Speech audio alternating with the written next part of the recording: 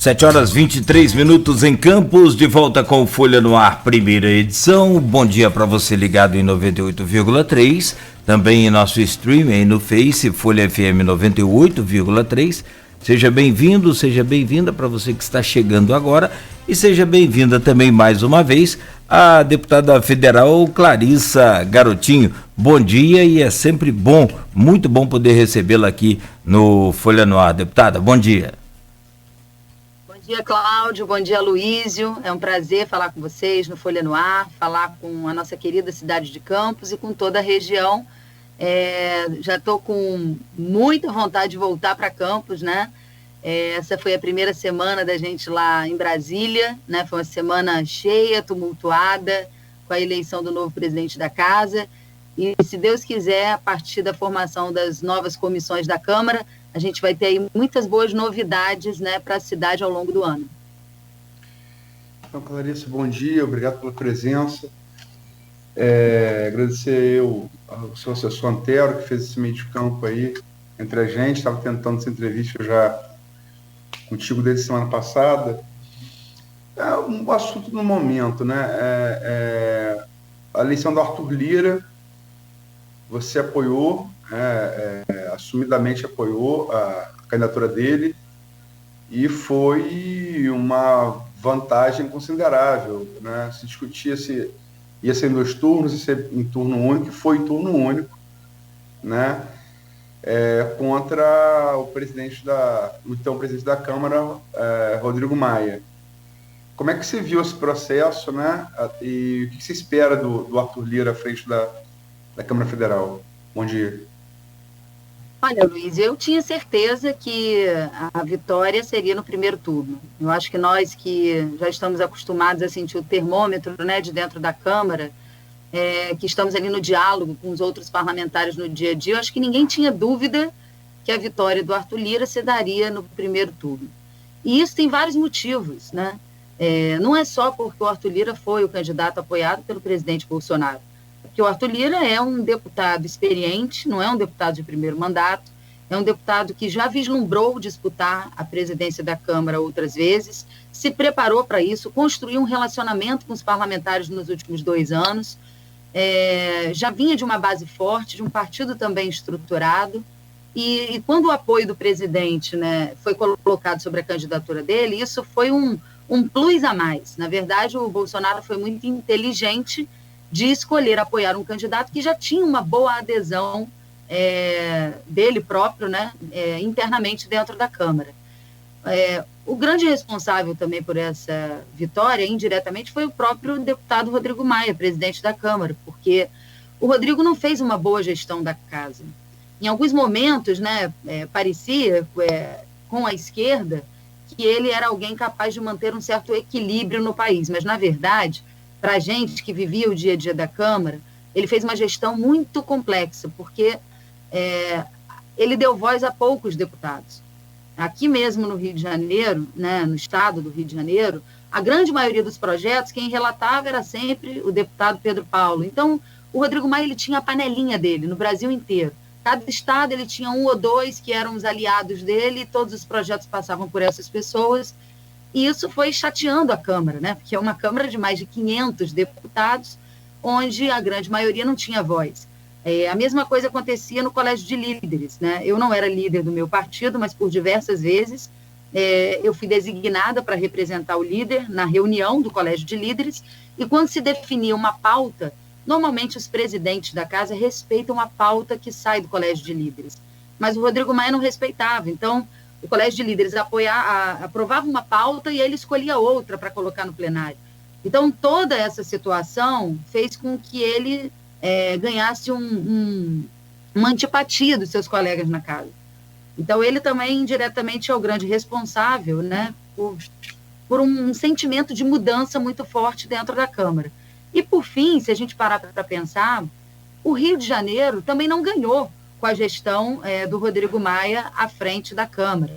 E eu costumo dizer que essa oportunidade que nós perdemos é uma oportunidade perdida que nós jamais iremos recuperar.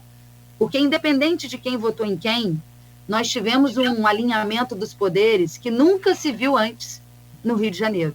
Nós tínhamos um presidente da República eleito com seu histórico político na cidade do Rio de Janeiro. Nós tivemos um governador, o Witzel, né, que se elegeu na esteira do bolsonarismo.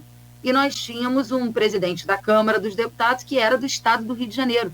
Então, eu costumo dizer o seguinte, essa era a hora do nosso estado bombar. O Rio de Janeiro tinha que estar, assim, bombando, porque o alinhamento de poderes nos favorecia isso.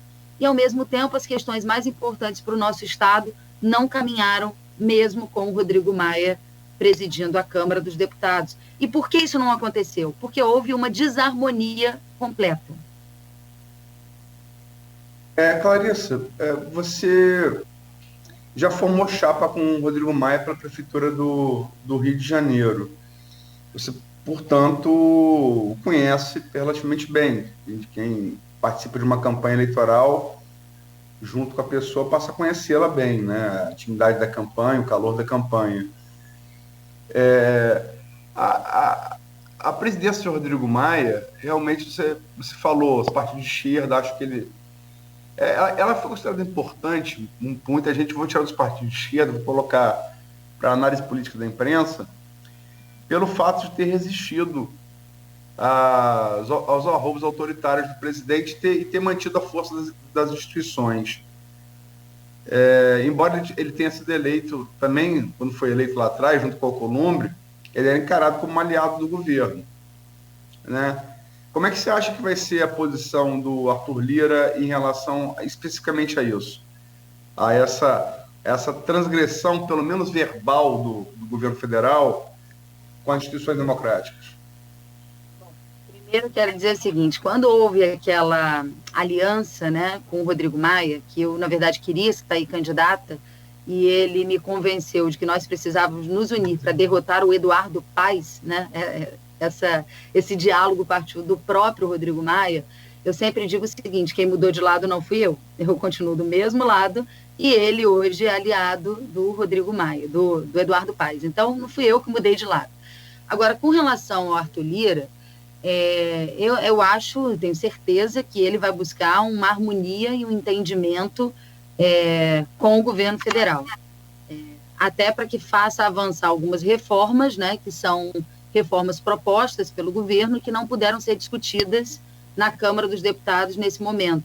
A própria reforma tributária, que eu considero uma reforma extremamente importante para o país, é uma reforma que não conseguiu avançar dentro do Congresso. E eu acho que agora essas reformas vão passar a ter uma discussão mais incisiva dentro da Câmara. Isso não quer dizer que o parlamento não tenha independência, até porque quem convive ali dentro da Câmara com o Arthur Lira sabe que ele é uma pessoa de muito posicionamento, uma pessoa muito firme. Eu acho que o primeiro ato dele, inclusive, né, depois de assumir, o ato de anular o bloco do Baleia Rossi, que foi um bloco que não cumpriu o regimento, um bloco que foi protocolado, né, fora do prazo regimental, demonstrou ali uma atitude de muita firmeza. Mas firmeza e parlamento independente não significa parlamento em completa desarmonia. Então, eu acho que, num determinado momento, o poder subiu também a cabeça do Rodrigo Maia, principalmente porque muitos setores da imprensa, né, acabaram colocando ele nesse papel de mediador de conflitos e fez com que ele mesmo não entendesse qual era a posição dele.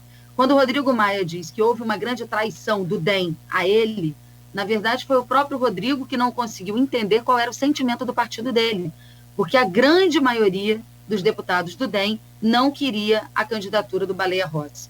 A grande maioria dos deputados do DEM não queria um alinhamento mais à esquerda, porque não é da natureza do partido. O DEM sempre foi um partido aliado, né, do PSDB, sempre foi um partido muito mais de centro-direita do que de centro-esquerda.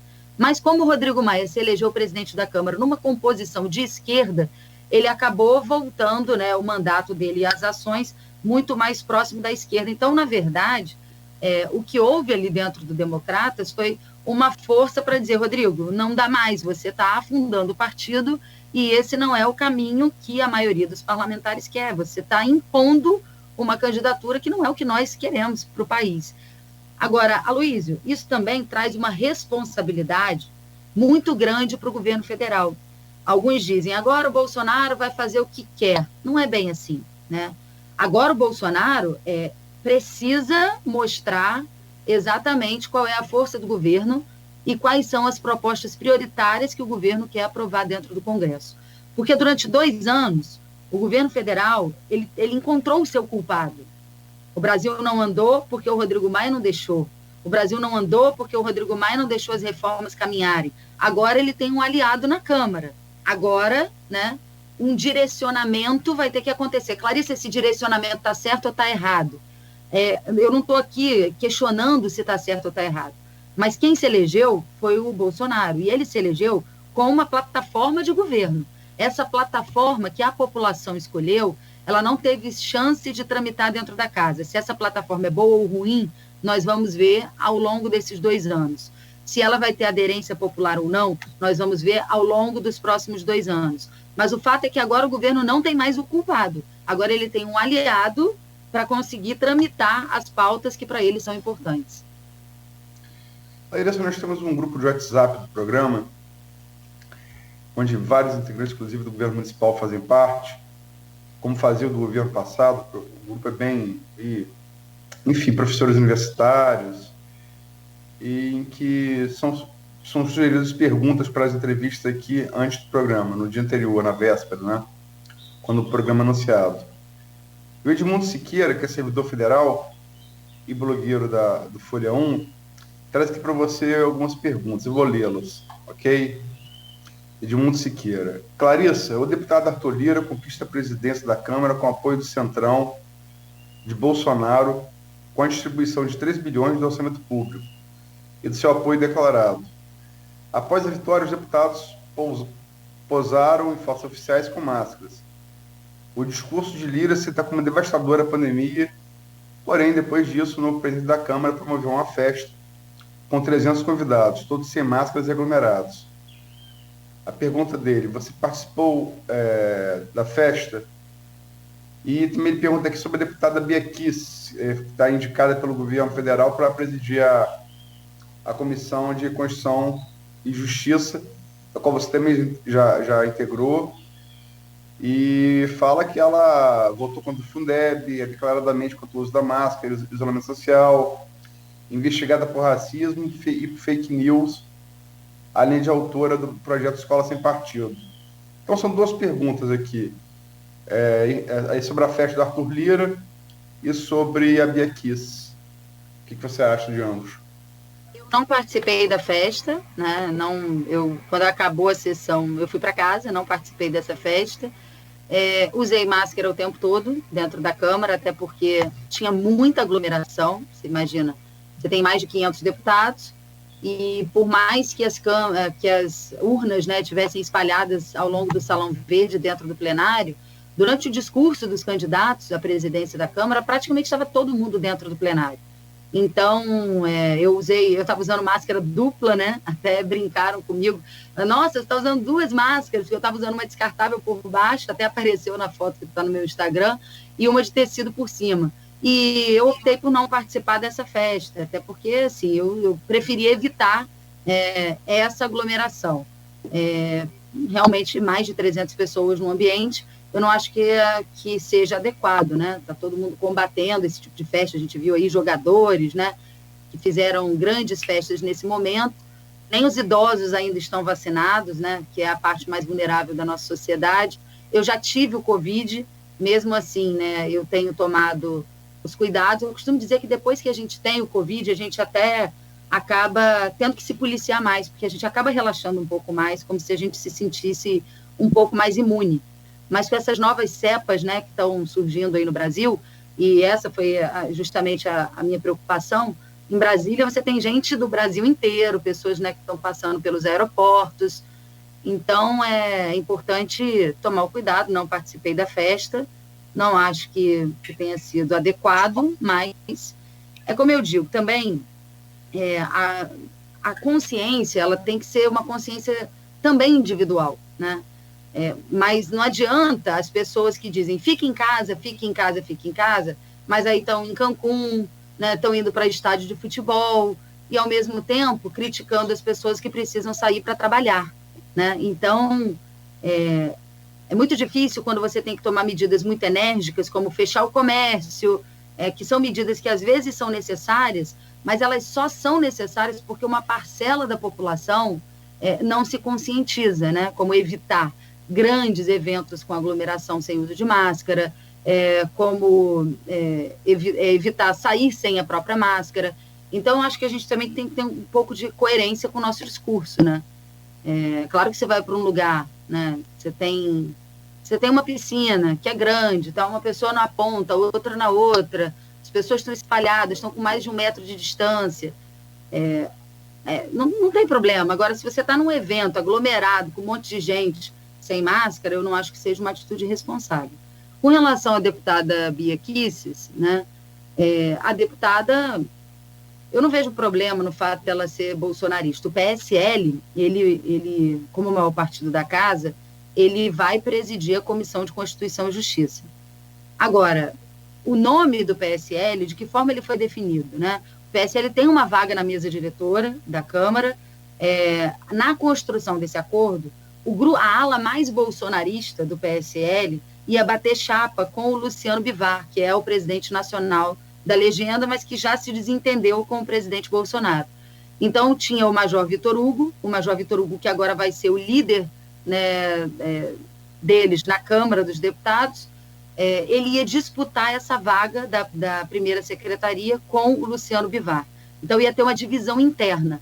E aí, no final, eles fizeram um acordo deles, do partido deles, de que ninguém disputaria a vaga com o Luciano Bivar. Em compensação, ele abriria mão, né, do grupo Bivar dentro do PSL na composição das principais comissões da casa. E aí a ala bolsonarista indicaria essas comissões. Se você me perguntar, né, se eu acho que isso vai dar certo, eu vou dizer a minha opinião pessoal. Como mulher, eu sempre torço muito, né, para que mais mulheres estejam à frente de posições extremamente importantes dentro da casa, e a Comissão de Constituição e Justiça é uma delas. Por outro lado, quando eu fui membro da comissão, eu já tive a oportunidade de presenciar a deputada Bia Kicis presidindo a comissão. E ela não teve muita habilidade naquele dia. Então, eu acho que ela precisa rever algumas posturas pessoais para que ela tenha habilidade. Lidar com a Comissão de Constituição e Justiça é muito difícil. Lá tem os grandes embates do Brasil, passam por ali, né? Você tem uma composição com pensamentos políticos muito diferentes, e não adianta conduzir as coisas com uma mão de ferro num lugar onde você precisa do debate. Então, eu acho que ela precisa desenvolver um pouco mais de habilidade para conseguir conduzir a Comissão de Constituição e Justiça. O Brasil está chegando a 230 mil mortos por Covid, né? A gente sabe que os números são números oficiais, a gente sabe que o número, na verdade, são maiores, né? Isso dito não por jornalistas, mas por vários especialistas, né? Léo Artiles, que esteve aqui, infectologista no programa, referência da área em Campos. Mas, enfim, quando ele estava em 20 mil mortos, e Bolsonaro, arguído, falou, e daí? Há que se lembrar que Bia Kicis levou uma placa para o Congresso Nacional falando, e daí, né? Quer dizer, não é falta de habilidade, né? É habilidade para fazer besteira, né? Porque como é que se faz isso diante de 20 mil famílias que perderam seus entes? Não, entendo isso, mas o que eu quis dizer é que não cabe a mim questionar a escolha do PSL. A escolha do nome dela, o PSL poderia ter escolhido qualquer outro nome para presidir a comissão. A escolha é do PSL. O PSL escolhe e vai colocar um nome à disposição. E foi o próprio PSL que definiu esse nome. É uma decisão interna. É como decidir quem vai disputar a Prefeitura de Campos pelo PSD. Não cabe, por exemplo, ao PT discutir quem é o nome do PSD. Essas são decisões que são internas. Tem outra pergunta aqui, do Cristiano Abreu Barbosa, diretor da Folha e blogueiro também. Vladimir se notabilizou em seu curso, em seu curto, mas atuante mandato, em trazer muitas verbas para atender a demanda de Campos e região. Na ausência dele, agora eleito prefeito, como Campos e região pode contar efetivamente com você com base eleitoral mais voltada para o Grande Rio? Na verdade, Luiz, a minha base eleitoral ela não é voltada para o Grande Rio. Isso aconteceu na última eleição, né? Porque nós tomamos uma decisão política de que era importante Vladimir ser deputado federal, até porque nós tínhamos o objetivo de que ele fosse candidato a prefeito de Campos. E era importante ele ter experiência, ter passado por um mandato, construir essa relação em Brasília, justamente para facilitar, né, trazer novos investimentos para a cidade. E como eu tinha tido uma boa votação na eleição anterior, nós entendemos que a gente tinha que se dividir, que eu tinha que ficar mais na capital naquele momento, para que ele tivesse espaço mais aberto no norte fluminense, né, especialmente na cidade de Campos. Lembrando que na minha primeira eleição eu tive 47 mil votos só dentro da cidade de Campos. Então, eu tive que me afastar um pouco para que ele pudesse se organizar e estruturar a base eleitoral dele. Ele se elegeu deputado federal. Nós trabalhamos em parceria muitas vezes lá, né, quando ele estava presidindo a frente parlamentar em defesa do petróleo, dos royalties. Eu era membro da comissão junto com ele. Ele apresentou o projeto, né, do Cerrado, e eu virei relatora do projeto, que infelizmente acabou ficando parado por causa do período da pandemia, né? As comissões não funcionaram nesse período. E agora é um processo natural, né, que eu me reaproxime mais da cidade e seja, de fato, a deputada que vai ajudá-lo a trazer os investimentos para a cidade. Eu tenho conversado muito com o Vladimir e ele tem me relatado que a situação de Campos ela está assim, absolutamente dramática. Você imagina o que é, né, assumir uma cidade com menos de 3 milhões de reais em caixa, tendo quase 100 milhões de folha para pagar. Lembrando que o Vladimir assumiu, né, o governo do estado, assumiu a prefeitura de Campos com, né, a folha de dezembro sem pagar e sem o 13º pago. Então, realmente, uma situação muito complicada, né? A gente está aí correndo atrás de dinheiro para conseguir tirar a cidade. As pessoas não podem esperar que as transformações que a cidade precisa aconteçam num período muito curto, porque o período agora realmente é de arrumar casa, é de enxugar despesa, é de buscar dinheiro novo, e é o que eu tenho feito.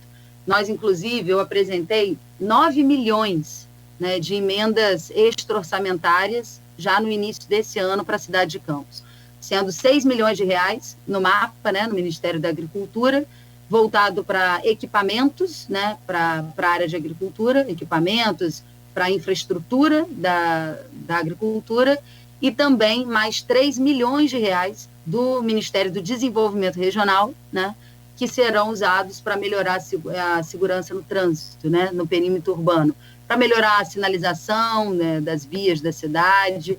Então, nós já temos esses 9 milhões de reais que nós já apresentamos a emenda, a prefeitura já cadastrou essas propostas, né, a do MDR como cidade diretamente e as do Ministério da Agricultura através de um consórcio de vários municípios no Brasil.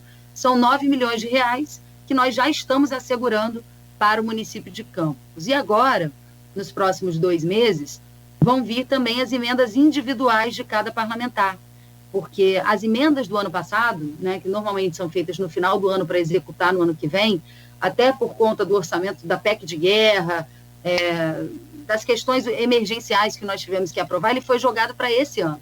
Então, o orçamento do ano passado ele vai ser aprovado agora em fevereiro ou março desse ano. Então, nós também teremos as nossas emendas individuais, onde eu vou mandar mais de 10 milhões de reais para Campos, né, em projetos que nós ainda estamos selecionando. Depois, nós também teremos as emendas de bancada, né, que são as emendas de toda a bancada do Rio de Janeiro. E eu já tenho conversado com outros parlamentares do nosso estado, que também vão ajudar a destinar emendas de bancada para a cidade de Campos. Então, nós vamos ter agora uma deputada aguerrida trabalhando para trazer recursos e ajudar a administração da cidade, algo que faltou na gestão passada. Eu sou deputada federal, já de 2º mandato, eu nunca recebi um ofício do prefeito Rafael Diniz ou um telefonema sequer dele me solicitando emendas para a cidade. E as que eu enviei no início, né, as que eu enviei do último ano da Rosinha, as que eu enviei que ficaram para a gestão do Rafael Diniz, não foram executadas. Como, por exemplo, eu coloquei dinheiro para instalar a Defensoria Pública da União na cidade de Campos, e o dinheiro teve que ser usado pela Defensoria para outra coisa, porque o município de Campos tinha que oferecer o espaço para que a Defensoria fosse instalada, e passou o tempo e o espaço não foi oferecido. Então, até as emendas que a gente colocou, elas foram perdidas. Mas, mesmo assim, coloquei por vontade própria, porque nunca recebi, né, um pedido sequer do ex-prefeito para que a gente colaborasse com a cidade. Eu acho que agora essa parceria, né, não apenas por sermos irmãos, eu e Vladimir, mas também por termos atuado juntos em Brasília, né, por termos toda a nossa relação política juntos. Agora mesmo a gente está montando um movimento de construção para que eu me filie ao mesmo partido que ele, né, para a gente melhorar essa parceria. O meu partido hoje, o PROS, é um partido pequeno.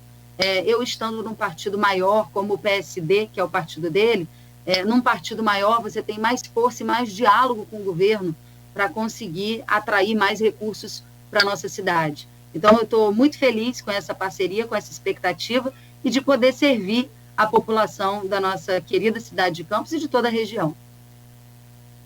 Essa pergunta de Cristiano,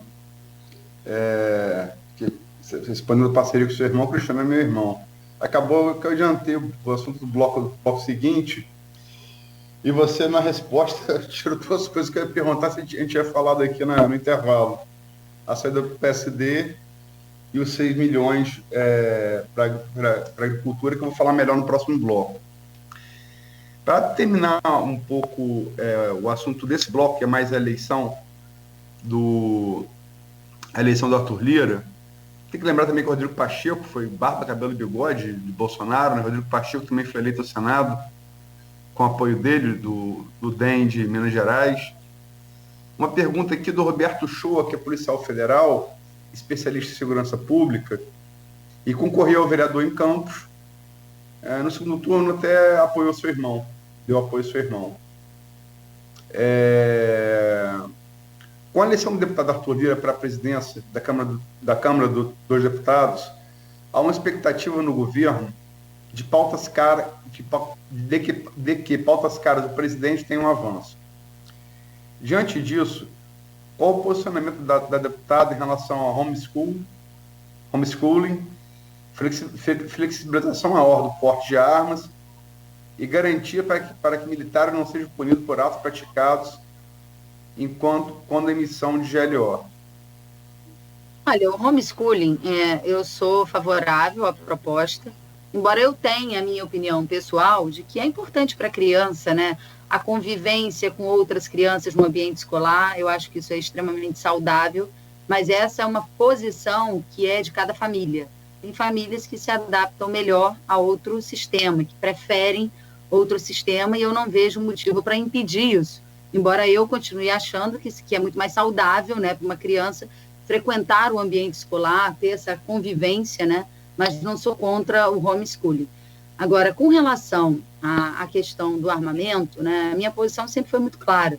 Eu não acho que mais armas, né, necessariamente vai gerar mais segurança. Eu acho que isso pode, inclusive, agravar, né, muitos problemas. Eu não estou falando de armas em áreas rurais, em áreas onde você tem uma dificuldade de manter, né, a segurança de uma forma maior. Às vezes você tem grandes propriedades rurais e você tem uma arma ali com um fim específico. Mas eu acho que muitas armas circulando nos centros urbanos, eu acho que pode piorar a situação da violência no país. Essa questão da GLO é uma questão muito polêmica, que eu realmente preciso me aprofundar ainda mais nesse tema, porque ao mesmo tempo que isso permite, né, que o policial atue de forma indiscriminada, e nesse ponto os direitos humanos, né, saem muito em defesa, né, da vida. Claro, com certeza a gente vê quantas situações bárbaras acontecendo. Por outro lado, também você tem o policial em serviço, né, também garantindo a sua vida, que é muito difícil julgar o que está acontecendo ali naquele momento, né? Então, os direitos da vida, eles são para todos, inclusive para os policiais. Esse é um tema que eu pretendo me aprofundar mais nele, esperar, né, a proposta efetivamente tramitar na Câmara para ver como é que vai ficar o texto final, porque eu acho que realmente é um tema polêmico, porque os dois lados têm razão. Muito bem, são 7 horas... Oi, Aloysio, desculpa. Não, como assim, em que os dois lados têm razão? Os dois lados têm razão, quando eu digo, os defensores dos direitos humanos, né, que defendem que, se isso for aprovado, você pode gerar uma ação indiscriminada de policiais, porque eles não vão temer efeitos administrativos e pode colocar em xeque a vida de outras pessoas. Por outro lado, para dizer isso, você está partindo do princípio que a polícia está ali para matar. Então, os direitos humanos têm razão quando diz isso. E os policiais também têm razão quando diz que, às vezes, eles ficam sem direito de defesa, porque qualquer ato, né, ali naquele momento onde eles estão defendendo a própria vida ou a vida dos seus colegas no meio de uma operação, qualquer ato eles podem ser julgados, podem sofrer muitos efeitos administrativos e, às vezes, eles estão defendendo a própria vida. Então, de fato, os dois lados têm razão, porque existe, sim, o grupo que pratica excesso e existe, sim, o grupo que está sendo punido, muitas vezes injustamente, porque está ali defendendo também a sua própria vida. Os policiais são pessoas que também têm família, também têm filhos, também zelam pela sua própria vida. Eu não tenho esse discurso anti-polícia, não. Muita gente fala, porque a polícia... Eu acho o seguinte, se está difícil com a polícia, muito pior sem ela. Então, a gente precisa encontrar um meio termo para isso. Perfeito. Bom, Clarissa, são 7h55 agora. Tem várias intervenções aqui em nosso streaming no Face. Tem gente que está trabalhando aí, ouvindo a rádio em Canabrava. Pessoal que está acompanhando a gente aqui. Tem a Anice de Barcelos, ela coloca aqui agora também, né, um bom dia para você, e gostaria de saber se existe algum olhar da deputada voltado para São João da Barra, visto as votações expressivas que obteve nos 2 mandatos, principalmente quanto ao desassoreamento da Foz do Rio Paraíba do Sul e do recurso também para a obra de contenção do mar de Atafona. Eu achei muito importante essa pergunta, acho que até o Aloysio que deveria fazê-la por conta da forte ligação dele com a Atafona. E aí eu até pego uma carona na Nice, na pergunta da Nice, e afirmo, eu tive a oportunidade de morar um tempo em Marataízes, aqui no sul do Espírito Santo, que também tem esse mesmo problema desse fenômeno natural aí de avanço do mar, e lá já conseguiu na época, década de 90 que eu morei lá, tão sonhados espigões, chamados espigões, conseguiu, deu uma ajuda muito importante, senão o próprio centro da cidade, ali, aquela chegada ali, já estaria totalmente destruída. O que você pode fazer, então, nesse sentido, ou já está fazendo? Olha, a situação ali já está muito avançada, né? Eu não vejo que o que já foi tomado tenha como ser recuperado. Mas, né, existe sim um interesse, uma mobilização muito grande para que se preserve. É muito difícil quando a gente fala de brigar contra as forças da natureza, né? Porque uma hora a conta chega, não tem jeito. Agora, a cidade em si de São João da Barra, né, a gente tem relação com alguns vereadores, vereador Franques, por exemplo, né, Frank Areias, com o próprio Bruno Dauaire, né, deputado estadual, que também tem relação com a cidade, e a gente está sempre discutindo junto, né, o que a gente pode fazer pela região. Ontem mesmo, né, eu conversava com o Tiago Ferrugem, né, que está trabalhando também junto comigo, e nós vamos marcar alguns encontros com prefeitos da região. Eu tenho falado com a prefeita Fátima também de Quissamã, foi uma prefeita que nós apoiamos, né, a reeleição dela.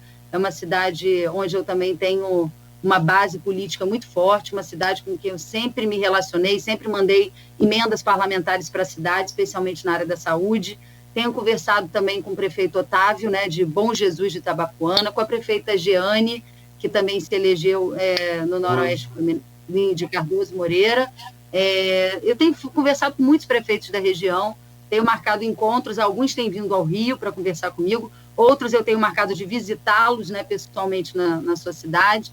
Eu vou, inclusive, marcar uma rodada, né, pelo interior do estado. Então, é claro que a gente está falando aqui muito mais de Campos, né, até pela minha relação com o prefeito Vladimir, né, mas nós vamos ter um olhar voltado para toda a região, como ele, inclusive, teve, né? Ele, como deputado federal, ele não olhou só para o município de Campos. ele ajudou muitos municípios, e esses municípios não ficarão órfãos, porque a deputada Clarissa Garotinho vai dar continuidade a esse trabalho que foi iniciado junto aos municípios. Em alguns lugares com uma relação mais direta com os prefeitos, em outros através de vereadores que também representam a cidade. Perfeito. Bom, 7h59, vamos fazer um breve, rápido intervalo comercial e a gente volta aqui com o Folha no Ar, primeira edição, recebendo a deputada federal Clarissa Garotinho.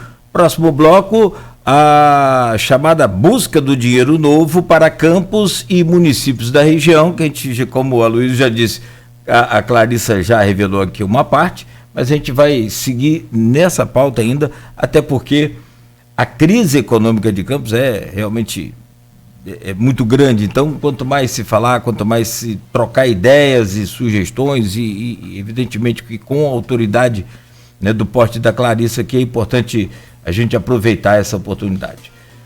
Rapidamente voltaremos no oferecimento dos laboratórios Plínio Bacelar, Clínica Proteus e também de Dedumas Baterias. A ultra velocidade